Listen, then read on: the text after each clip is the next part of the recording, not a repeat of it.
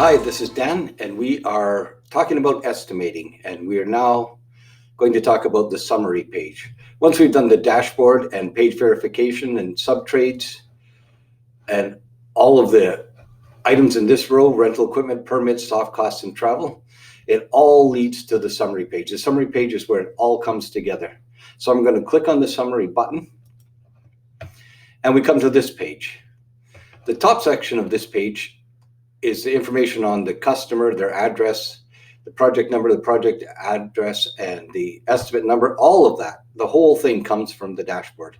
So I'm going to click the back arrow, and that'll take me back to the home page. I'm going to click on dashboard, and you see if I'd have filled out the information on this dashboard, it would have all showed up on the summary page. So I'm just going to put company name, go back, click on the summary page, and you see it says company name. All of the rest of the information would get filled in if I'd have filled in the dashboard. I just want to talk a moment about the contract drawing number. That's also on the dashboard, and it's really important for every estimate you do to enter the contract drawing number.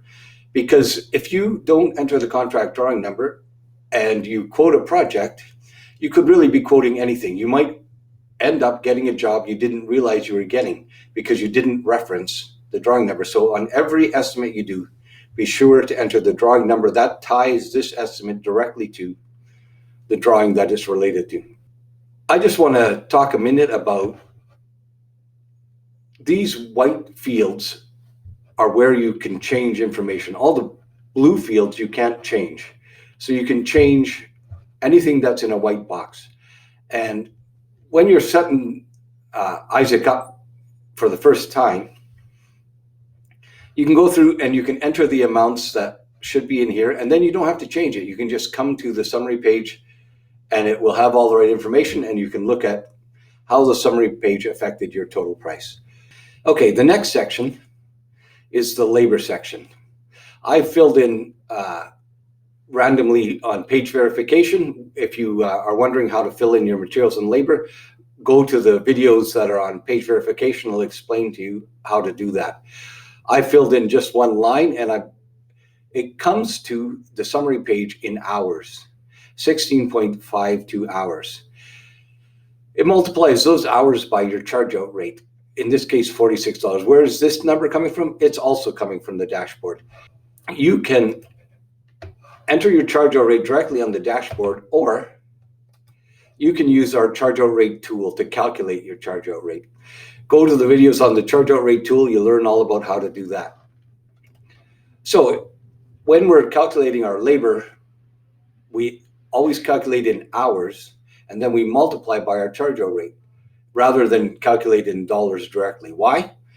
Because we want the most accurate labor figure we can possibly get. When we calculate, we should be calculating our charge out rate regularly, every 6 months at the least. If you get a new vehicle, if you get new employees, recalculate your charge out rate. Always have the most accurate charge out rate you can get. And then when you've calculated all your labor by hours and multiply it by the charge out rate, you get the actual cost of what it costs to have your labor in the field. In this case, $760. So it's, estimating is about accuracy. When you've got every number accurately and you've thought of everything and you apply a 20% profit, then you'll get a 20% profit. If you missed a few things, if you didn't calculate the labor accurately, then the inaccuracies are going to come directly out of your profits. And so we don't want to do that. We don't want anything to come out of our profits. If we say we want 20% profit, then we want to get at least 20% profit, if not 22 or 24%. So when we say we want 20% profit, that's the minimum, not the maximum. For these reasons, when we calculate labor, we calculate it in hours and we multiply it by our charge out rate, and we come up with a very accurate figure for what labor costs. Now, under that, we've got labor miscellaneous, and that's for the cutoff waste and for inefficiencies in your labor force, just that little buffer to protect you from these things that always inevitably happen. This is not inventing dollars. This is actually what happens. So we add in the 2% to cover that, and we've now increased our labor total to 775. The next section is for casual labor. That's students or labor that you've hired for the day. In this case, if you have a student that you're working on, you would enter the number of hours here, what you're paying them here, and then we add on a miscellaneous for casual labor, and we make it much higher than the miscellaneous for our regular labor. Why? Because casual labor is not very efficient or effective as a rule. So we need to put in an amount to cover that inefficiency. These are our direct labor costs. After we've applied our direct labor costs, we have a total of 775.71 for labor in this particular case.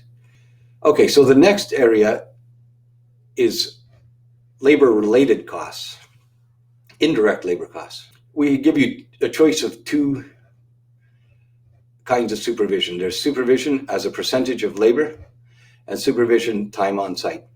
As a rule, you can use percentage of labor and you can use 15%. That's a very realistic number. If you apply 15% for a percentage of labor to every one of your estimates by the end of the estimate, by the end of the year, you will have covered all your supervision costs. Warranty, small hand tools, small power tools. These three are money you're banking every time you do an estimate. I was talking earlier about the fact that you don't want nothing to come out of your profits. So what happens if you've got some warranty work to do? Well, if you haven't put aside some money to do warranty work, it's going to come out of your profits. Small hand tools means hammers and that kind of thing, tape measures, and they have to be replaced. They get lost, they get broken, they get just plain worn down. And so if you haven't put a little aside, then as soon as you need to replace one, there's no money except from your profits to do it. So we put a little aside, and that's the same with small power tools like power drills, that kind of thing. So 2% is the right number for small hand tools, and 2.5% is the right number for small power tools. When you've got job costing set up and you do job costing for a year, at the end of that year, you'll have the actual cost of what it costs you to replace small hand tools. And you can use that to recalculate this percentage to what it actually is. But until that time, 2% is a good number for small hand tools. 2.5% is a good number for small power tools. Now, safety means it's required that safety meetings happen on the job site, and that's got to be paid for as well. So we put in 1.5%. That's usually the right number to cover those tailgate meetings that have to happen. Now, when I entered one line item in page verification, then it came out to a material cost of $3,690. So that shows up here. It comes from page verification. So under materials, we have miscellaneous materials, and that's 2%. If you've got 2% in miscellaneous labor, then put 2% in miscellaneous materials. The two are very related. One directly affects the other. So if there's wastage in materials, there was wastage in labor getting that wastage in materials.